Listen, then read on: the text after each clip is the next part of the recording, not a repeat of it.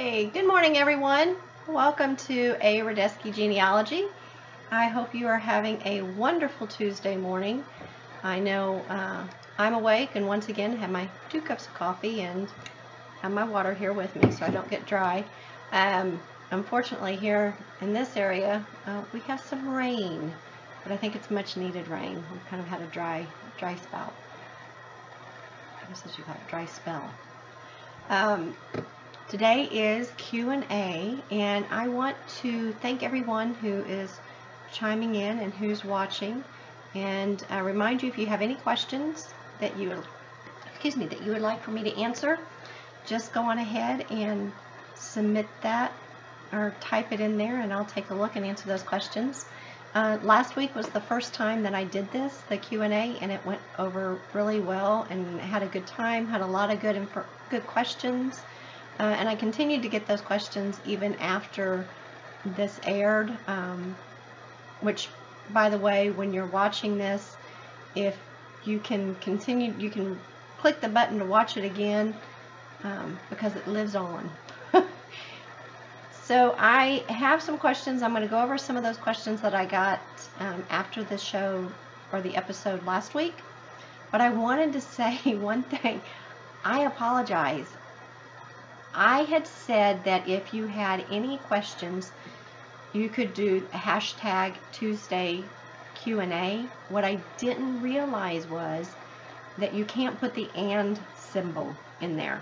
So let's try this. Let's do the hashtag Tuesday Q&A. So just the letter N, and we'll see how that works. Or if you guys have any suggestions, please go on ahead and let me know any suggestions that you have on how to put that hashtag on those.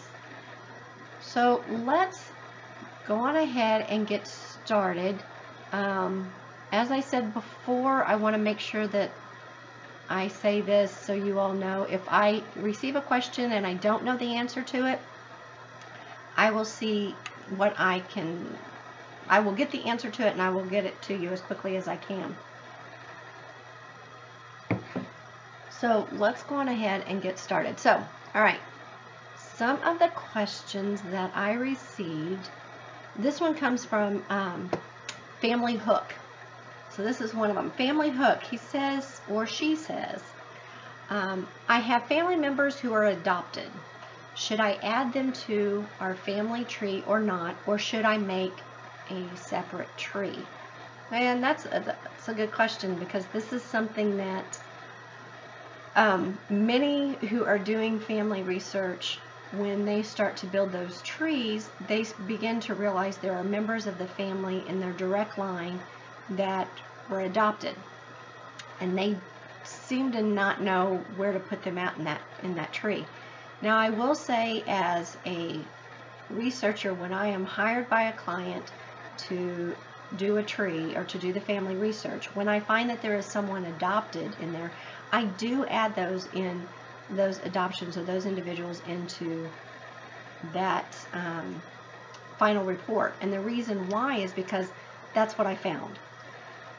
Do I go on ahead and continue to find out more information about the adopted member's biological family? So for instance, if I am doing research for a client and I find out that their grandfather was adopted, do I continue on to find out information about his biological family? Well, that can go either way. I can answer that on 2 different things. One, because I am a paid researcher, there's time restraints on that. I do attempt to locate those biological family members. I can't always guarantee that I'm going to be able to find that, but I do try and locate that information and include that into that report. Now, for those who, when I give them the information, or for you, when you find this out, you might not want to include the adopted family member in there, and that is your personal preference if you want to do that. If you want to make a separate tree, you can make a separate tree.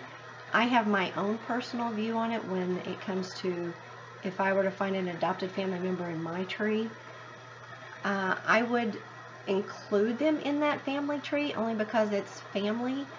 But I do understand that some of you who do the research are looking specifically for the biological connection, and if that's what you're looking at, then putting that individual in there is not something that you're really wanting to add to that tree. If you're wanting to keep it a straight biological, sorry, I have something popping up here.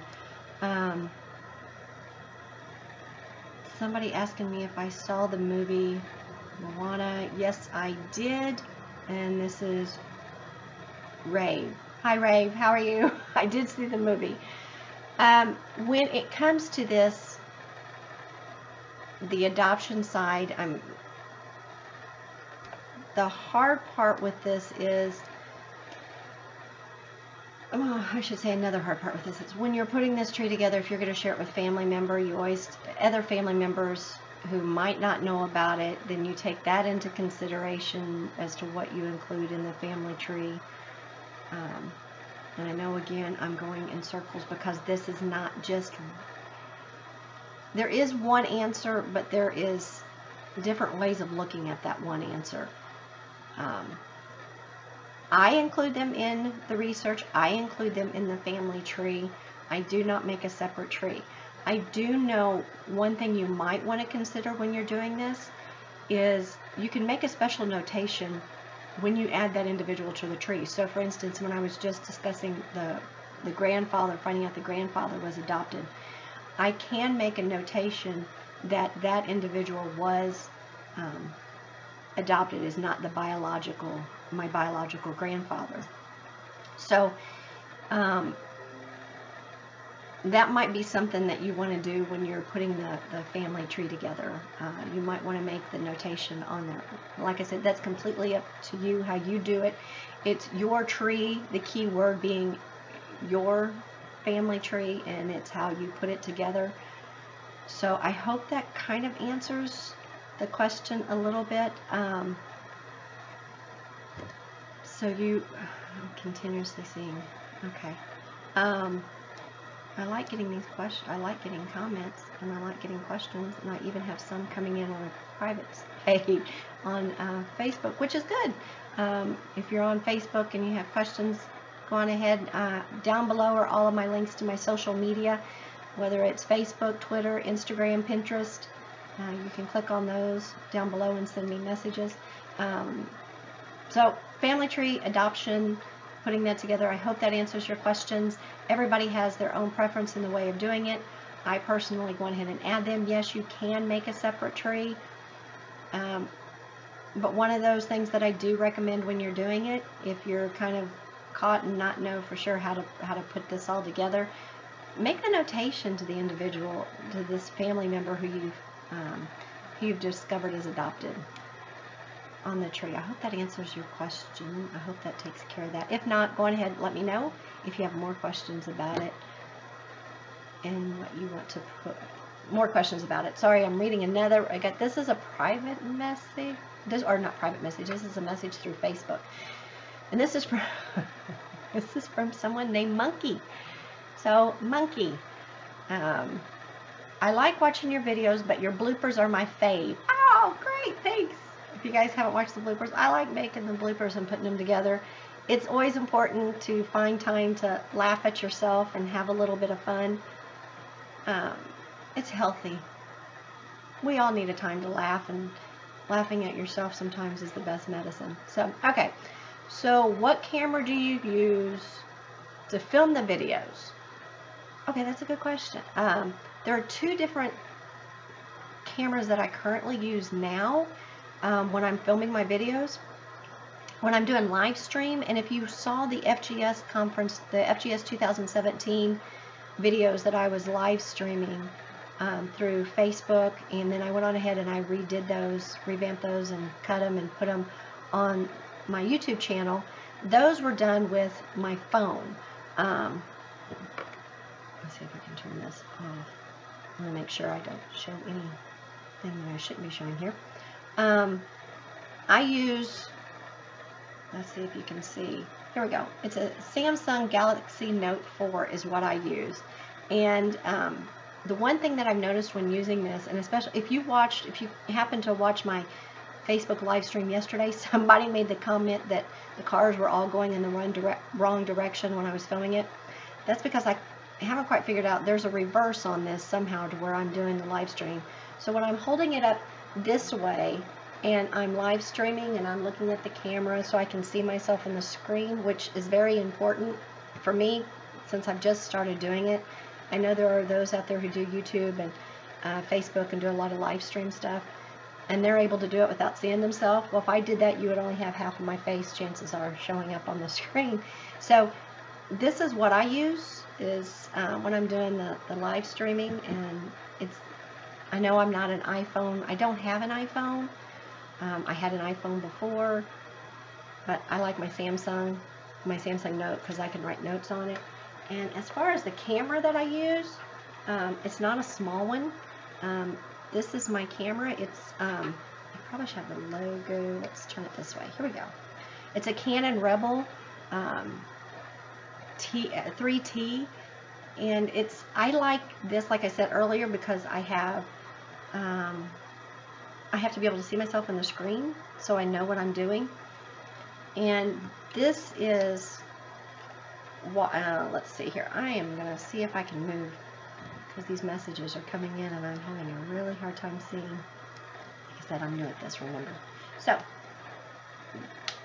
I like this because one of the things, let's see if I take this off, is when I'm looking at the camera, if I'm standing in front of the camera, I can turn this way so I can see exactly what it is that I'm doing and make sure that I'm in the frame and the individual who I'm interviewing or I'm talking to is in the frame. So it's pretty clean cut, pretty easy for me to use it that way. So I like this one as the Canon. I will make sure I have the links down below. So if you guys want to see what the camera is, and oh, by the way, the lens that I use on it's an 1855. One thing, Monkey, if you're thinking about doing YouTube videos, one thing that I've discovered, or you're doing Facebook or whatever it is that you're planning on doing or thinking about doing, is especially with the camera, having the stabilizer on there is important because the stabilizer helps me when I'm filming so I'm not all shaky and it's not vibrating. It helps to keep everything centered. I will say that I have been using this for a while. I bought this camera quite a few years ago, and I bought it for picture purposes because it would take good action when people are moving. It snaps the picture, so I started using it now for the videos. I like using it. It is big, it is cumbersome. There is, I have what looks like maybe some possible pixels going out on it. So I am thinking about upgrading to a Canon PowerShot. It's a PowerShot SX730, I think, is the one that I'm looking at doing. Hopefully it's between that one and a Sony Cyber. So, but they also have the flip screen. So I know that's probably a little bit more than what you were hoping as far as to receive. As far as information is what I'm thinking about upgrading to, but I just wanted you to know, in watching some others who do YouTube videos, when they give this additional information, I found it useful when I started. Sorry, I'm looking down at messages that are coming through here. I found that information useful in deciding how I was going to shoot. Oh, yes, okay. Tracy. She asked what cup I'm drinking out of. It's a Kenny Chesney cup that I got at a concert that I went to. Alright, so let's see, I've answered the questions on the from Family Hook in reference to adoptions and adding adoptions to the tree, and it's up to you, it's your family tree, whether you want to add them to that or not. And I answered the question from Monkey on what it is that I use when shooting videos and live streaming. Okay, Monkey asked on Facebook again. Monkey asked the question, why don't I live stream from the Canon camera? I haven't figured out how to do that yet. Well, I can't live stream from the Canon camera because it's not Wi-Fi. I just answered that question. So I think one of the things that Canon Rebel, it is a Wi-Fi, and that, or not Canon Rebel, the PowerShoot is one, PowerShot is one, and I think the Sony is also. So that's something that if you are, sorry, my ear's itching. If that is something you're thinking about doing, then take that into consideration when you do the cameras, or picking your camera if you're going to be shooting any videos, live stream, or through YouTube, Facebook, or Twitter, or any of those. Okay, so let's move on. I hope that answers your question, Monkey. Thank you. I appreciate it. Give me some thumbs up. Let me know if that was helpful. And now we're going to Gail. Gail asked me the question, why did I... Oh, okay, I'm sorry. Gail wanted to know, why did I start doing family research and then decide to start doing YouTube videos? When I did not take the normal path on doing family research. A lot of people who you talk to, it seems the most common thing is they picked up the genealogy bug or the family research bug from someone in their family who's been doing the research, and they just kind of passed it on to them. They passed on the documents or the research they've done, or the excitement that's involved in finding out more about your ancestors, breaking through the brick walls, that kind of thing. I took the reverse on it, I guess you could say. I didn't start researching my family. What got me was, there was a time that I would go on eBay and I would purchase old diaries, family letters, Bibles, different things like that, and I would come up with children's stories. I would write children's stories based on the information in those letters or in those diaries. Sorry. And I was having fun making up the stories that were going along with them, and then I decided that they probably had a really exciting life, just as exciting as the ones I was making up in the children's stories to go into these books. So what I did was I started researching then. I started to find out a little bit more about those individuals, their stories, what their lives were like, where they lived. And the first document that I ever opened up in doing that was a census record, which if you have seen a census record, or if you haven't seen a census record, you need to go see one. If you're watching this channel and just thinking about starting, to maybe get involved in some family research or genealogy work, the census record has a lot of helpful information. It tells you who the neighbors are. It tells you the names of the individuals, who's in the household, their age. You can, from that age that's listed on there, you can estimate their date of birth. It might even tell you where they were born at, where their parents were born at, what the occupation is, if they were able to read, write, the value of the property that they have. So there's even more than that in those census records. So that was the first thing that I opened up, and when I opened that and saw that the amount of information involved in just that one document, that's when I got the bug, I guess you could say. So it was doing the research on those individuals that were in the letters and the diaries and the Bibles, and then the first document that got me was the census record. So and from then I realized I'm sitting here researching all of these people who I really have no attachment to, except for what I'm holding in my hand or what I'm reading. There's no biological attachment, no family attachment to it. So then I decided, wait a minute, I have a family. Maybe I need to find out a little bit more about my family. And then I started to do research on my own family. Nobody in my family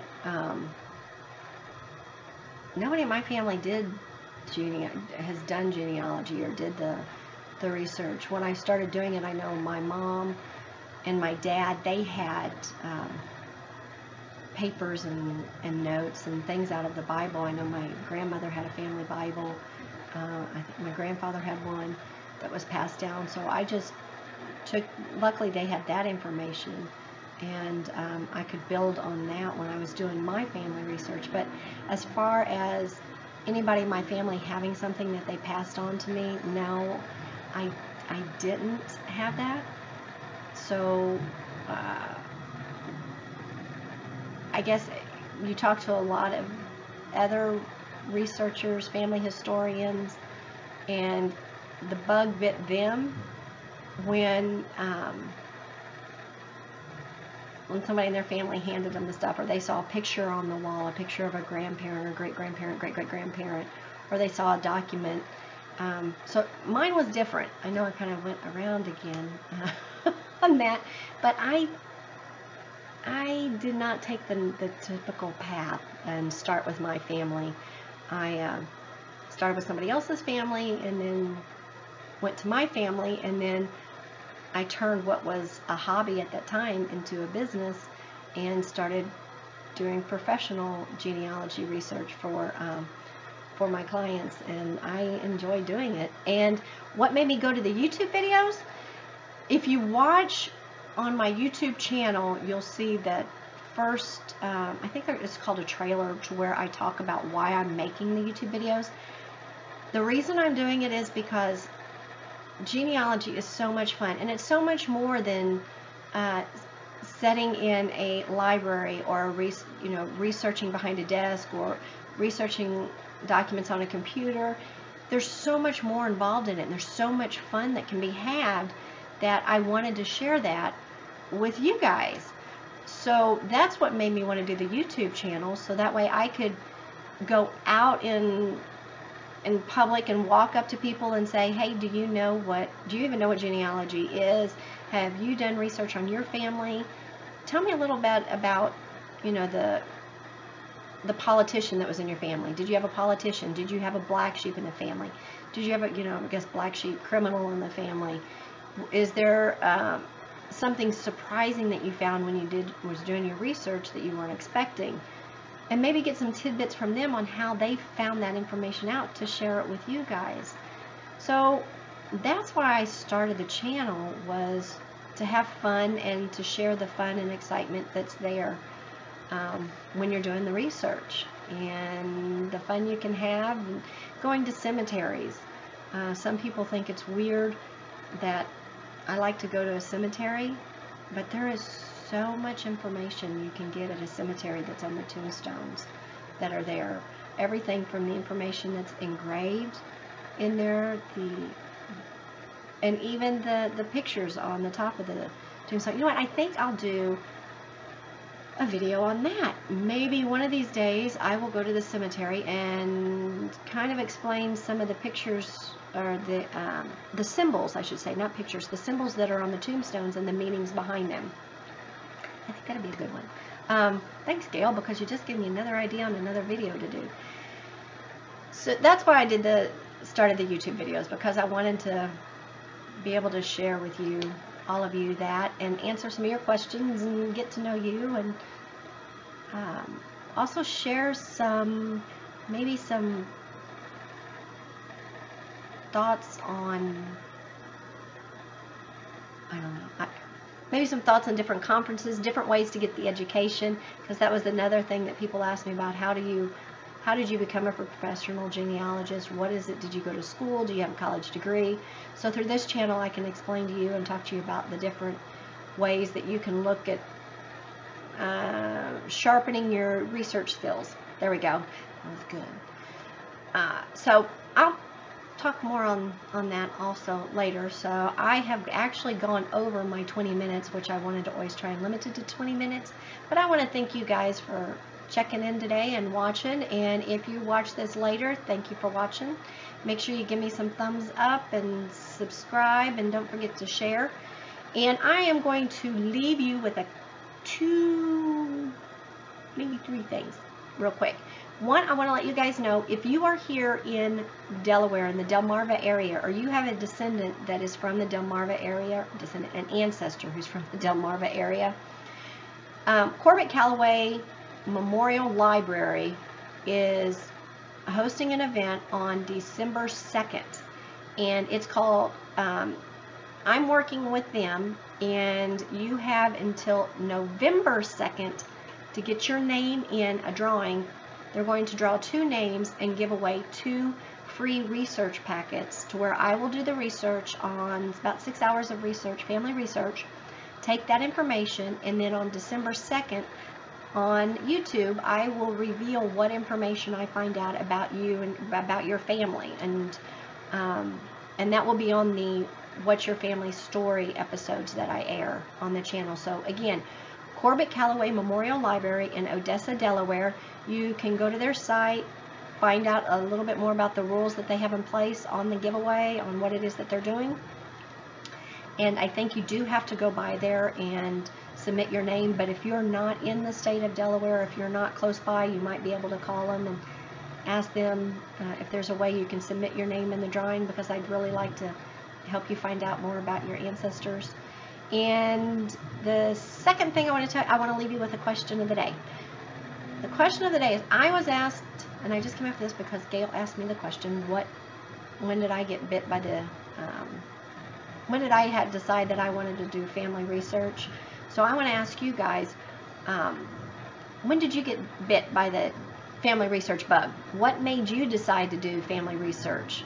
So share that with me and the viewers out there, and let us know what it is that got you involved in family research and genealogy, and why you like doing it so much. So remember to click the buttons down below, give me some thumbs up, and don't forget you can share and subscribe. If you like what you're seeing, make sure you subscribe and let others know they can subscribe. I will see you guys live again on Thursday for Thursday Share. So until then, you guys take care, and I will talk to you guys later. Thanks. Bye.